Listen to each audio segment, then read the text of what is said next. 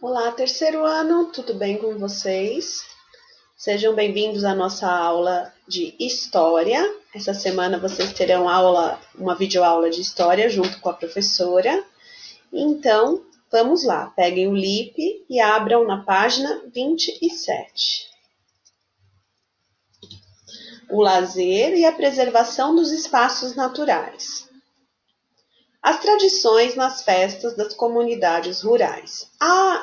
Nos capítulos anteriores, nas aulas anteriores, vocês aprenderam muita coisa sobre a área urbana, a área rural, né? Sobre as características de cada uma dessas áreas, as atividades econômicas. Agora, para finalizar a unidade, nós vamos ver algumas tradições importantes, tanto da área urbana como na área rural.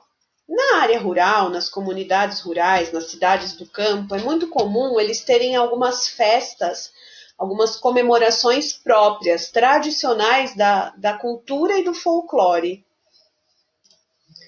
As festas comunitárias fazem parte da tradição cultural e cada lugar tem características próprias de acordo com os moradores da comunidade. Normalmente, essas festas ocorrem em datas específicas do ano. Por exemplo, no interior, nas cidades do campo, a comunidade quilombola de São Pedro, situada no Espírito Santo, realiza uma festa em homenagem a São Pedro todo final de semana próximo ao dia 29 de junho. Há mais de 80 anos, os moradores se reúnem para essa festa, onde há música, dança, missa e quermesse. Então, essa festa, por exemplo, ela é uma festa religiosa, católica, né? Que a comunidade quilombola faz há 80 anos. Todos os finais de semana próximos ao dia 29 de junho, eles comemoram essa festa em homenagem a São Pedro. Então, essa é uma festa tradicional desse lugar, desse povo. Mas existem outras festas. Por exemplo, a festa caipira ou festa junina é uma comemoração muito característica do povo brasileiro que tem a ver com a nossa cultura. Os povos do interior, do campo, tinham o costume de festejar nessa época do ano, mais ou menos junho, julho, com danças, comidas típicas do campo, né? E aí essa tradição foi passando e até hoje em dia, até mesmo na área urbana, nós fazemos essas comemorações. Esse ano não, né? Devido à pandemia, não foi possível realizarmos festas com aglomerações, mas certamente logo voltaremos a ter as nossas comemorações tradicionais, né? Vejam aqui ao lado, a comunidade quilombola de São Pedro vive da agricultura familiar. Eles cultivam palmito, pupunha e banana para vender, além de feijão, batatas, arroz e milho para consumo próprio. Outros olhares. Na festa em homenagem a São Pedro, os quilombolas da comunidade se divertem com uma dança conhecida como mão esquerda, que é semelhante às danças realizadas em festas juninas. A. Escreva o nome de uma dança comum no município onde você vive. Vocês podem pesquisar para fazer essa daqui, uma dança típica do lugar onde nós vivemos, ou uma dança que é bastante comum aqui, em São Paulo. B. Pergunte a um adulto responsável por você uma das formas de lazer no espaço rural do município onde moram. Crianças, nós em São Paulo não há espaço rural, não temos espaço rural. São Paulo é uma cidade unicamente de espaço urbano, tá? Então, nós não podemos responder qual é uma forma de lazer tradicional no espaço rural onde nós vivemos, porque aqui não temos espaço rural, tá? C. Quais são as festas populares em seu município? Cite, ou seja, escreva 3 delas. Existem várias, crianças. A festa junina ou festa caipira é uma delas. A festa de Nossa Senhora de Aquirupita, que é uma festa italiana, que acontece no bairro do Bexiga, em São Paulo, todos os finais de semana de agosto, é uma festa bastante tradicional da cidade de São Paulo. O Carnaval é uma festa tradicional da nossa cidade.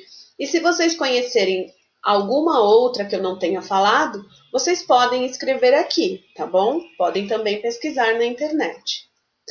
Página 28, tem aqui uma brincadeira, depois vocês podem fazer junto com um familiar, tá? A importância da preservação dos espaços naturais. Quando nós estamos falando dos espaços onde nós vivemos, tanto urbano como espaço rural, nós estamos falando de utilizar os recursos da natureza ou transformar os recursos para que nós possamos viver e aproveitar o que a natureza oferece, né? Algumas vezes é necessário transformar a paisagem para poder construir aquilo que a gente precisa para viver, as casas, as construções, avenidas, né? Mas é preciso haver uma conscientização ambiental. Os ambientes precisam ser cuidados, principalmente os ambientes naturais, aqueles em que o homem não pode mexer, né? Aqueles que são ambientes formados de elementos da natureza. Esses locais em que o homem não pode transformar, não pode caçar, não pode pescar, não pode alterar, são considerados áreas de preservação, para impedir que a paisagem e os seres vivos desses locais sejam prejudicados por ações humanas. Então, locais que são considerados áreas de preservação, o homem não pode fazer nenhuma alteração na paisagem, ele não pode derrubar as árvores desse lugar, por exemplo, construir alguma coisa nesses locais. Ele não pode caçar os animais desses locais. Como o nome já diz, é uma área de preservação. Então, são lugares que têm que se manter preservados como eles são naturalmente. Organizados na forma de parques nacionais ou reservas naturais, essas áreas de preservação são consideradas patrimônios naturais do Brasil ou até mesmo da humanidade.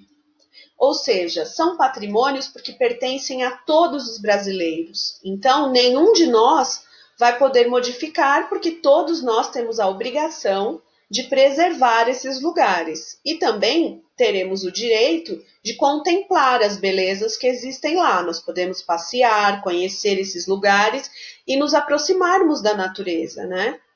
Devemos todos ajudar a proteger os ambientes naturais, pois diversos seres vivos dependem desses espaços, incluindo os seres humanos. E aqui na foto temos uma tartaruga marinha nadando no mar, que é o espaço, é o habitat natural desse ser. Quando nós vamos à praia, em alguns lugares do Brasil, existem tartarugas marinhas no mar, né? Esse é o habitat dela. Se eu destruo o mar, se eu jogo lixo dentro do mar, se eu vou lá e começo a poluir o mar, eu acabo prejudicando os animais que vivem nesse habitat. A tartaruga, por exemplo, se ela comer o lixo que as pessoas jogam no mar, ela pode morrer, né? Então, é nossa obrigação preservar esses ambientes. Página 29. Neste capítulo, nós estudamos diferentes atividades de lazer e cultura que podem ser realizadas nas cidades e nas áreas rurais. Como vimos, cada município tem características próprias e, por isso, são diferentes uns dos outros. Por exemplo, um município que está localizado no litoral possivelmente também estará próximo de algumas ilhas. E essa localização terá influência no modo de vida dos habitantes. Então, dependendo do lugar onde as pessoas moram, do município, elas terão alguns hábitos de acordo com o lugar. Quem mora na praia provavelmente se alimenta mais de peixes. Por quê? Porque mora próximo ao mar. A atividade de pesca é mais intensa do que, por exemplo, na cidade de São Paulo, que não tem mares para poder pescar, né? No Brasil, as áreas ambientais abrigam grande diversidade de seres vivos. Contudo, por causa, por exemplo, do desmatamento desses locais, algumas espécies estão em risco de extinção. Preservar esses locais significa também preservar a vida desses seres. Então, vejam aqui dois exemplos de animais que vivem em áreas de preservação do Brasil. Esse aqui é o gato maracajá. Ele habita as regiões das florestas tropicais e o Pantanal do Brasil. Essa espécie de felino está em processo de extinção por causa do desmatamento e da caça, que é uma prática ilegal, ou seja, proibida no nosso país. Ao lado, o tatu-bola. O tatu-bola é um outro animal que está em risco de extinção, o que se deve principalmente à destruição do seu ambiente natural e à caça, que também é feita ilegalmente. Você sabia que o tatu-bola foi escolhido para ser o mascote da Copa do Mundo no Brasil em 2014? A mascote recebeu o nome de Fuleco, porque o tatu-bola é um animal originalmente brasileiro. Então, ele foi escolhido como mascote na Copa que aconteceu no Brasil no ano de 2014. Aqui tem uma conversa, nós vamos deixar, vamos para a página 30. Então, vamos lá fazer juntos. Peguem o lápis. Exercício 1. Leia as afirmativas e marque X nas corretas. Um município pode ser formado apenas por áreas rurais. Isso está certo? Não, está errado, né? Um município pode ser formado por áreas urbanas e rurais. Na atualidade, ainda são utilizadas técnicas agrícolas tradicionais que foram ensinadas durante muitas gerações. Ainda nos dias de hoje são utilizadas técnicas agrícolas tradicionais? Sim, tá certo. Apesar de terem muitos recursos modernos, há ainda pessoas que usam técnicas tradicionais, manuais. Algumas atividades são mais comuns nas cidades e outras no campo. Sim, tem atividades, por exemplo, o comércio é mais comum na cidade. Agora, a agricultura é mais comum no campo, então está correto, façam um X. Não existem diferenças entre as atividades praticadas no campo e as atividades praticadas na cidade. Isso está errado. Existem muitas diferenças. Então, as corretas aqui são a segunda e a terceira afirmativa. Podem fazer o X, tá bom? Exercício 2 é para fazer um cartaz com um colega. Nós vamos, então, deixar essa daqui, tá? Para um outro momento. Exercício 3. Alguns animais representados nas cédulas de real estão em risco de extinção. Você sabe identificar quais são esses animais? Vejam, tem 4 notas aqui, cédulas, né? Uma cédula de R$2, uma cédula de 20, uma de 50 e uma de R$100. Não por coincidência, mas sim, para chamar a atenção das pessoas, e nas notas do nosso dinheiro real apresentam imagens de animais que estão com risco de extinção, que é para as pessoas observarem e se preocuparem com esse assunto. Então, que animal é esse aqui que aparece na nota de R$2? Uma tartaruga marinha. E esse aqui que aparece na nota de R$20 é o mico-leão dourado. Na nota de R$50, a onça pintada. E na nota de R$100, vamos acompanhar juntinhos aqui com o meu livro, para vocês fazerem junto comigo. Só um minutinho que ele está carregando.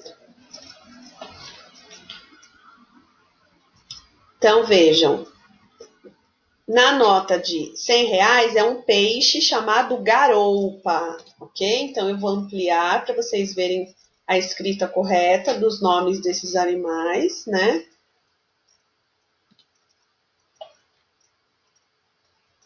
Aqui estão. Então, vocês podem completar. Tartaruga marinha, mico-leão dourado, onça pintada e garoupa. E o 4 é uma pesquise informações sobre uma área de conservação ambiental do Brasil e identifique o nome desse lugar e a localização. Vocês podem responder essa no caderno. Se o caderno de vocês estiver comigo, vocês podem responder aqui mesmo no próprio livro, tá? Faz umas 2 linhas com a régua. Vocês podem pesquisar o nome de um lugar, que é uma área de conservação ambiental no Brasil, e aonde está localizado, em que cidade, em que lugar do Brasil. Só isso, tá bom? Então, a gente encerra aqui. Para quem não conferiu a 1, vou deixar aqui, apesar da gente ter feito juntos. e a gente se encontra na nossa próxima aula online, tá certo, crianças? Um beijo e até amanhã.